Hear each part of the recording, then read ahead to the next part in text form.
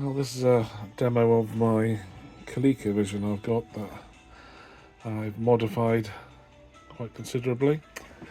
It's actually sort of been demodified in some respects because I originally had it set up with these controllers sort of as the controllers you could use for sort of playing games and things like that, but they're not very compatible, the little interfaces I had that allowed that, so unfortunately these have been disconnected and we're just using a Xbox with a controller instead. As with, it used to have this as the on-off button. The on-off button here was connected to the Raspberry Pi that sits in here, but it can't carry enough current, unfortunately, this switch for the Raspberry Pi, so can't use that or that really. I probably could use it, set that out, but I haven't done. So this is really just for show, really. You can keep the cartridge in there, and it looks like the expansion model's there, but the actual board has been cut out as a big hole with then the Raspberry Pi sits in the middle of that. But so on the back it's got a USB port here. This is for video and audio out, analog video and audio out, so connected to an old monitor if you configure the Pi correctly. There's the HDMI socket, the power USB-C socket, and then the external SD card slot there on the back. And well, at the moment it's got a 256 megabyte SD card in with pretty well most games you could consider or think of on the machine. Some I found, like the Commodore 64. I don't. Maybe it's a possibility for setting that up, but the joystick is configured for port 2. I don't know if there's a way to set it to port 1 when you need to, but some of the games you've got on there, if they use port 1, don't seem to work. But so most newer games use port 2, which is all right. So it can be in a television or whatever you want it to be, really. A Game Boy, Virtual Boy, a Nintendo 64. As it's a Colecovision, we'll try a Colecovision game in there. Block Runner.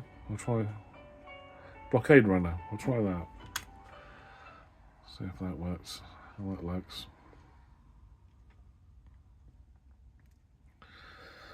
Hello, the intro screen. That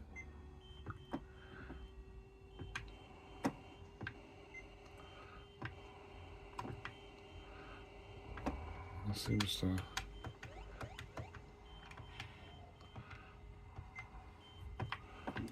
Seems to be like a 3D game. To come out, you press the Xbox on the start button, the red button.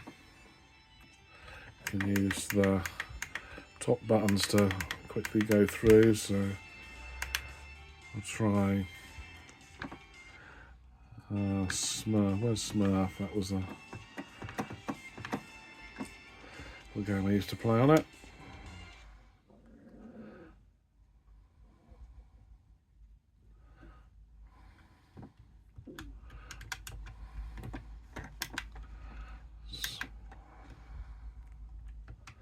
Come on, work.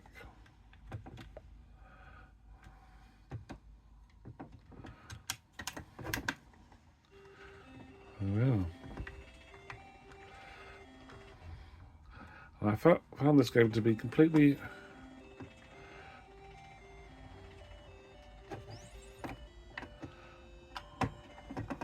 He's totally feeble, this fellow. He can't survive any sort of form of injury. Even touching a fence seems to...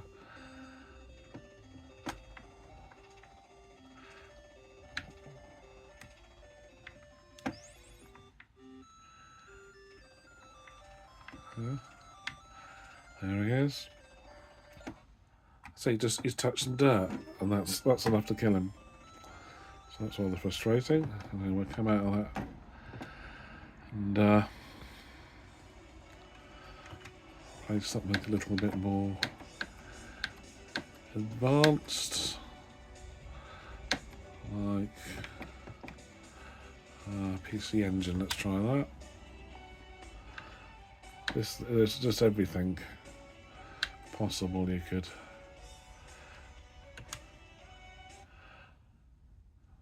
have is now on this machine.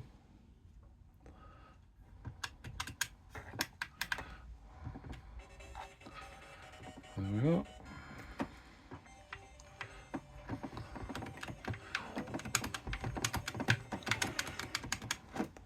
It's very hard to control and hold a phone at the same time. Also, so I'm probably going to sell this actually on eBay at some point. You can, if you reset it, you go down,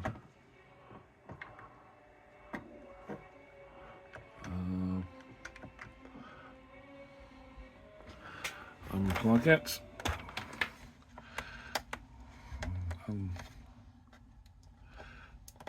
take the little ST out, that one there, unplug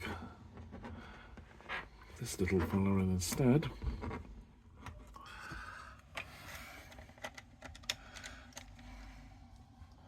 Oh, I need a keyboard though.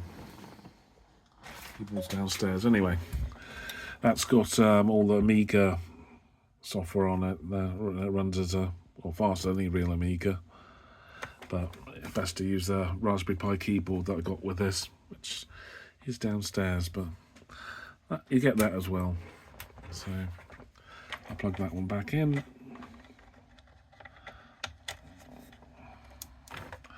Plug the power supply back in. Yeah. Where is it there? Plug it in and up to go. So you could make the maybe somebody more able can configure these to work with the software a little bit better, but for me it just didn't have the right button set. You needed all the sort of analog controls and double analog controls really to get every game working. So anyway, it does look like a very good condition Colecovision, which can play Colecovision and pretty well anything else if you're interested.